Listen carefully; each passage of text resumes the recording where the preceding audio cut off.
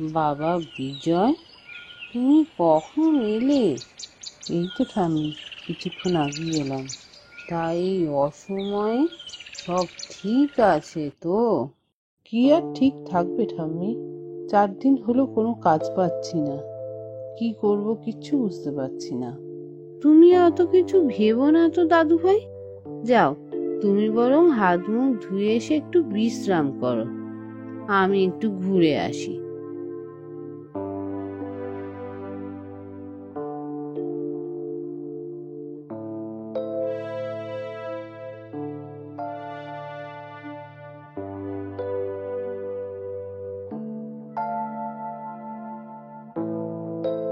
সব জমি এমন মহাজন নিয়ে নিল, না হলে আজকে আমাদের কাজ নিয়ে আর ভাবতে হতো। সব জমিও গেল, আর বিজয়ের মা বাবা কেউই বাঁচলো না। এখন ছেলেটাকে দেখো, কি করবে সেই নিয়ে চিন্তায় পাগল হয়ে যাচ্ছে। যাই জমিদার বাবুর কাছে, যদি আমাকে কিছু কাজ দেয় তাহলেও আমাদের দুজনের কোনোভাবে চলে যায়।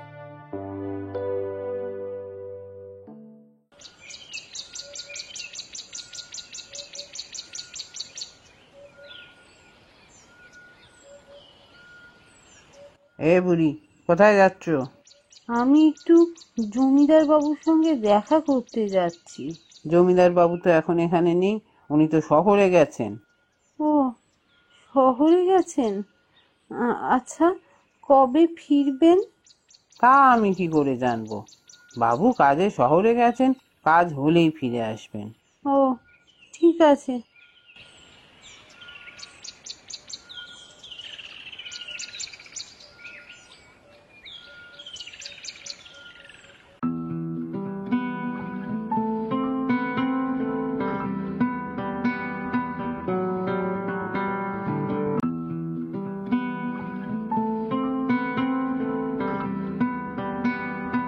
আরে, এখানে একটা গাছ হয়েছে দেখছি, কিন্তু এই রোদের মধ্যে তো গাছ বাঁচবে না। আমি বরং একটা কাজ করি, আমাদের বাগানের তো এখনো অনেকটা জায়গা আছে, এই গাছটাকে নিয়ে যাই, কোনো বড় গাছের ছাওয়ায় একে বরং বসিয়ে দিই, তাহলে যদি গাছটা ভালো থাকে।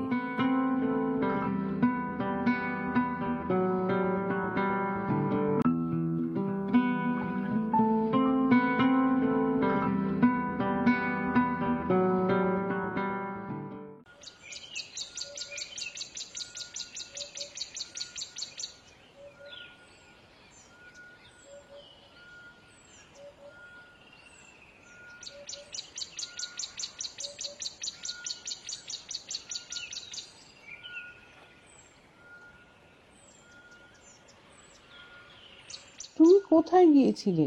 আমি তোমায় কখন থেকে খুঁজছি জানো, তোমাকে খুঁজেই পাচ্ছি না। কেন দাদু ভাই, কি হয়েছে? তুমি খুঁজছিলে কেন? এই দেখো, একটা নতুন গাছ এনেছি। ও, তাই বলো। আচ্ছা, তুমি বললে না তো তুমি কোথায় গিয়েছিলে? কোথায় আর যাব, জমিদার বাবুর কাছে গিয়েছিলাম। যদি কিছু কাজ দেয় তাহলে আমাদের দুজনের কোনোভাবে চলে যেত। জমিদার বাবুর সঙ্গে দেখা হলো? না, উনি কোন কাজে শহরে গেছেন, কবে ফিরবেন কেউ জানে না। বলল কাজ শেষ হলে উনি ফিরে আসবেন। জানো তো, আমি শহরে শুনেছি প্রচুর কাজ পাওয়া যায়, আর শহরে প্রত্যেকটা কাজের নাকি অনেক টাকাও দেয়।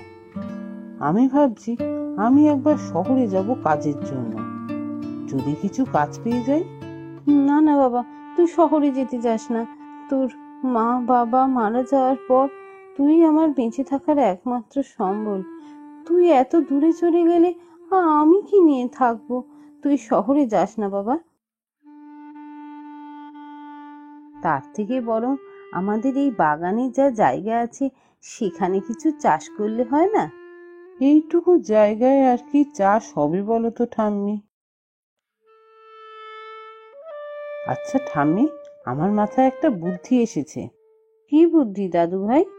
আমি ভাবছি আমাদের বাগানে অনেক ধরনের সুন্দর সুন্দর ছোট ছোট গাছ আছে, হ্যাঁ, তা তো আছে। কেন, কি হয়েছে তাতে? আমি ভাবছি এই গাছগুলোই নিয়ে গিয়ে শহরে বিক্রি করব। শুনেছি শহরের বাবুরা নাকি ছোট ছোট গাছ তাদের বাড়িতে রাখেন। এই ছোট ছোট গাছগুলো নিয়ে গিয়ে আমি বরং শহরে বিক্রি করি, দেখি কেমন বিক্রি হয়। তুই সেই শহরে যাবি বাবা? আরে ঠাম্মি, আমি তো শহরে থাকবো না। সকালে শহরে যাব, গাছগুলো বিক্রি করব, আবার সন্ধ্যের মধ্যে বাড়ি ফিরে আসব। আচ্ছা, তাই দেখ তাহলে।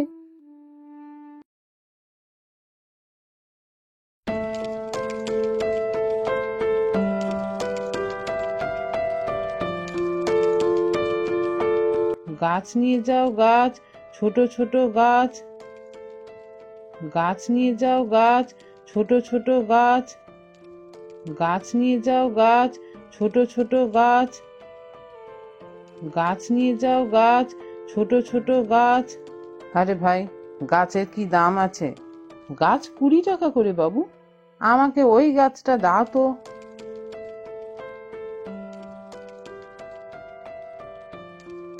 গাছ নিয়ে যাও গাছ, ছোট ছোট গাছ। গাছ নিয়ে যাও গাছ, ছোট ছোট গাছ। ভাই, গাছ কত করে? গাছের দাম 20 টাকা বাবু। বাহ, তোর কাছে তো গাছের দাম খুব সস্তা। দে তো, আমাকেও দুটো গাছ দে।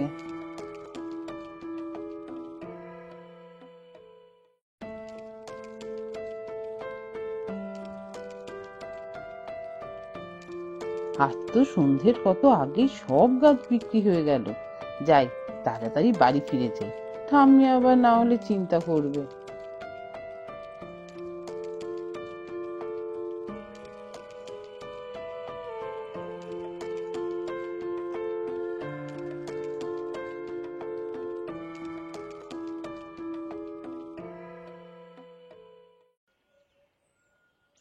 ঠাম্মি, ও ঠাম্মি, তুমি কোথায়? আমি ফিরে এসেছি।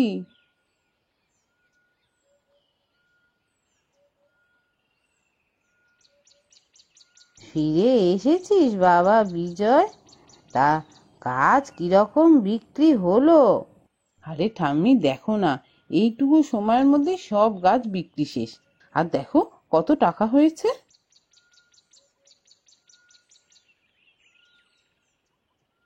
ও বাবা, তাই তো, কত টাকা! এবার থেকে আমি আর কোনো কাজ করব না। রোজ আমি শহরে যাব গাছ বিক্রি করতে, তাহলে আমাদের আর কোনো দুঃখ কষ্ট থাকবে না। ঠিক আছে বাবা, তাই যাস। এরপর থেকে বিজয় শহরের রাস্তায় গাছ বিক্রি করতে লাগলো, আর তাতে যা উপার্জন হতো তাতে তাদের ভালোভাবেই চলে যেতে লাগলো। আর এইভাবেই ওরা সুখে শান্তিতে বাস করতে লাগলো।